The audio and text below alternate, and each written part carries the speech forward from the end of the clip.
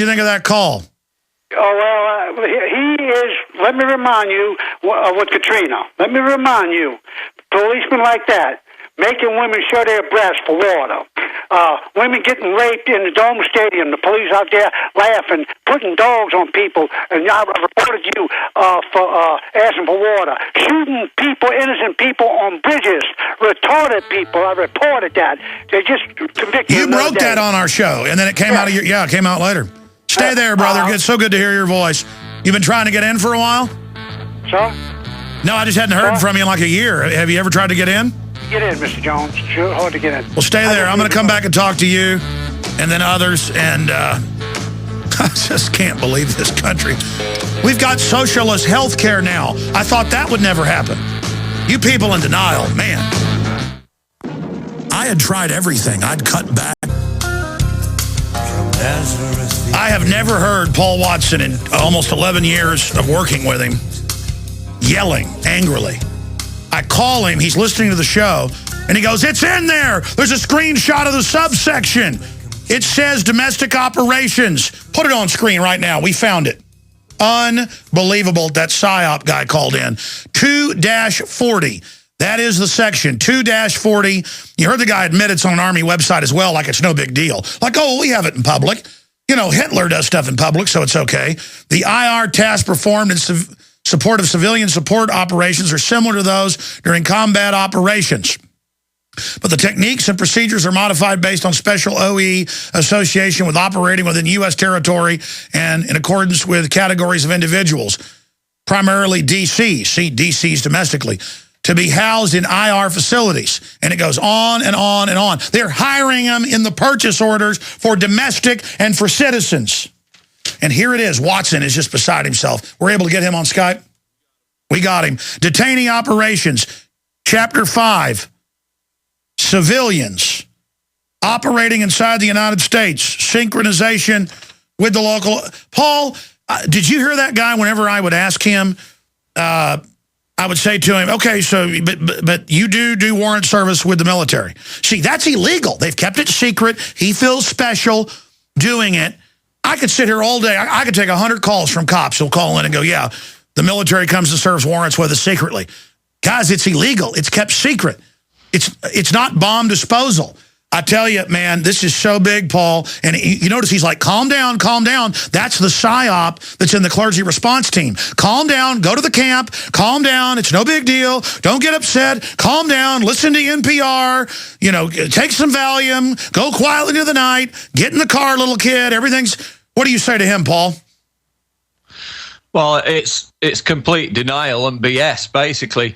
I don't know whether it's the same guy, but there's a comment on the article from somebody who says, I'm a JAG officer with the U.S. Army, and basically says that the article's a blatant lie to deface the United States Army's character because he claims it's just for terrorists in Afghanistan. Well, Mr. JAG officer, just because of that stupid little troll comment, I went through the entire document again and specifically selected and put them as screenshots on the article where it directly says, quote, these operations may be performed as domestic civil support operations. The federal agencies involved in them are DHS, U.S. Public Health Service, and let me stop. Yeah. When they fire a PSYOP at us, we fire back with truth and crush them. They're trying to pass a law in England to secretly arrest you and disappear you forever. China just passed it based on our NDAA. They're trying to say they're going to record everything. They admit they're doing that here. It's illegal. These guys are going to have a lot of trouble. You know what? I'm glad they're still in the PSYOP of denial because that discredits them. If they came out and tried to sell it as good, then it'd be harder to beat them. But the fact that they still think we're stupid and in the dark, you just keep it up, you anti-American enemies, because you hear the other military calling in, and most of them are awake, and you know that's freaking them out, isn't it? Oh, without a doubt. And I mean, here's another quote. The authority to approve resettlement such operations within U.S. territories, again, within U.S. territories, would require a special exception to the Posse Comitatus Act, which can be obtained via, quote, the president invoking his executive authority. So they're saying we can do all this, indoctrination, convincing Just keep people. adding, keep hitting them hard. Just absolutely, and have the clergy response team documents and the news admitting they're training us to go to camps. Hit them, hit them, hit them, hit them, hit them, hit them, and then hit them again. Good job, Watson. But there's even more. No, that's enough. Just hit them hard. Our listeners are going to defeat his psyop.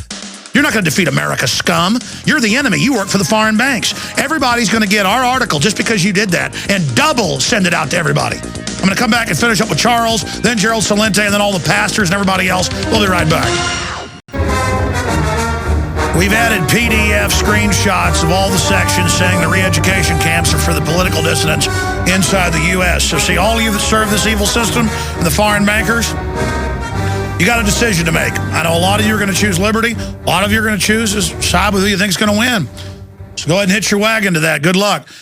We've got U.S. Army Chris, Joe. We've got a bunch of other security military people calling in. I got Celente set, but I'm going to try to jam everybody in. He always likes to take calls. Charles in Louisiana, though, I never get to talk to him. Charles, I got to get your number. We lost it last time we got it. You've handed out thousands of my films over the years. You were in Katrina. You broke major news on the disaster relief. When you called in and said, and I'd already been talking to you 7-8 years, yeah, they're shooting people coming over the bridge. They shot a retarded kid. I was like, really? And then later, months later, it all came out. And of course, you'd said you'd seen that. So, but finishing up, what do you make of people that are in denial about all this? I mean, look at Katrina. Put them in the Superdome, wouldn't let them leave, went to the high and dry areas, took the guns. I guess that never happened either, right? That's the kind of cops. I would been in their camps at the Dome Stadium. Women were getting raped. They standing outside putting dogs on people laughing. Mr. Jones, I reported this to you every day. Every day in Katrina, I would get a report and I would call you up. Do you remember that? Yes, I remember. And the cops said, "What you got, baby? Let me show you now. Thursday, show me, bring up the bra, and you get 2 bottles of water." We bad, baby. Humiliating women. I mean, that is the lowest of the low. And there was even some photos of that came out. The cops are really hate it. You know, every day reporters, look at this BT. I went to the BT spill. They did the same thing up there. They wouldn't let me up in there. They sent me back. Said, you get your whole family arrested. You ain't going in there. No, you're going to report this to Jones. I said, man, I'm just coming to save some animals. You know, you're going to turn that thing around. Get out of here. The same cops as down at BP was in New Orleans. The same cops. Well, yeah, they have special little units of scum that they keep like their pets. I said, man, you don't care about that. Don't worry about it. Let me worry about that. I said, that woman's got 2 kids in her home. She needs some water. Don't worry about her. She ain't too thirsty. I said, man, we'll give it. Look, you're going to, I'll hit you in the head with this building. Get out of here. They wouldn't even let our boat. Yeah, I mean, those type of people get off on putting people in cells and not giving them food and water. I saw a thing where the feds kept a guy in a jail cell for no reason for 5 days until he almost died just for fun. That was in the news yesterday. Yeah, don't let that guy excite you, because they got thousands of ignorant people like that. They give them a badge and a gun, and they really want to shoot somebody. They want authority. They want to tell you what to do. You've been doing this for years. I tried to prove you wrong. For the first year, I tried to prove you wrong. And then when I found out your heart was right, I put out 7,000 tapes over. You have never misled the people purposely. If it was the documents that misled them. Yeah, we've made, I mean, I'd say about 1 out of 100 stories we get wrong. The difference is the mainstream media. You have never been that off. Mr. Jones, I listened to you. I worked with your tapes. I called you many times. I even don't. Listen. You the last of the Mohegans, my pal. So help me God. I cried on the air. I thank God for you every day, because without you, we would have never got the truth. And I'm not trying to blow air, your way hot air, but you're the only thing keeping us together with the truth. Well, we got a lot of people aware of what's going on now, and we've got a shot at beating these people together, my friend. Charles, good to hear from you. And last time I drove through Louisiana, I wish I had time to stop and see you, but we need to meet sometime in person. You've been listening to the show, what, since like 99, 98? 1999, I got you, when your first tape, Police 2000. That's when we started talking. Yeah. Well, hey, I'll put you on hold. That's all come to pass. That tape come to pass. Everything you put in that tape. Yeah, I even said they'd use staged terror to bring in the police state. About a year and a half later, it did. I'm going to put you on hold, get your number.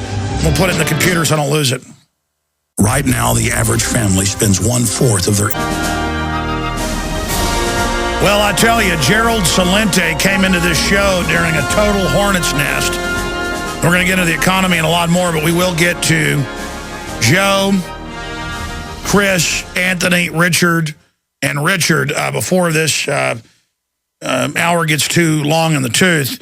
I wanted to get Gerald on about the economy, about the new developments, about the world, about all the craziness. But Gerald, I don't know, 4 or 5 years ago on the show, trends forecasted social unrest, internment. As things unravel, they're going to clamp down, is his saying. But in the middle of all this, we found a leaked document, and sure enough, the guy did say something true earlier. That was actually on an Army website as well. This is real. Leaked U.S. Army document outlines plan for re-education camps in America, and it says political dissidents will be taken to camps and have psyops and re-education run on them. And it says over and over again in the document, go read it. Go read it for yourself, folks, and go look at the document itself, that it will be political dissidents in America. And they also use this overseas. And it goes on and on and on. I tell you, Gerald, from trendsresearch.com, they are now having TSA that started in Boston and New York all over the country. In fact, they've announced they're coming to Austin to start the groping. They're just at checkpoints, and they do the same thing. Search your bag, start grabbing on you. I'm done. I mean, it's not that, be tough, let the potbelly, grope at the airport. I physically can't handle it, and especially my children. It's because they get off on it. It's not like the doctor where they got to look at you. These people enjoy it. I know you travel a lot. You've talked about it. And now this is martial law. They are phasing it in, the NDAA, the secret arrest. And I've had a lot of police and military call in. Over 90% are awake. Yesterday, everybody agreed. Today, everybody agreed. But one guy, and he calls in saying, yeah, well, some of this is going on, but so what? What do you say to people that don't recognize this? Because you've worked in politics as a consultant. You've done it all. A best-selling author for decades. What do you say to people who don't know history and don't recognize that we've got serious problems? What do you say to people like that? I just returned from Berlin, and I travel around, and to me, Berlin, before World War II, was grander than Paris. The boulevards, the streets. And, these are the Germans. I mean, they have it down as far as engineering, style, culture. This isn't a third world banana republic. And you see these beautiful buildings, Alex, from the late 1800s, early 1900s. And then you see in between them all new construction from post-World War II. And this keeps going on everywhere you go. These are all bombed out buildings. So it's been haunting me since I've returned. I said to myself, these are the Germans. How can they have let a 2-bit little freak like Hitler destroy their entire country? And then, you look over to Italy.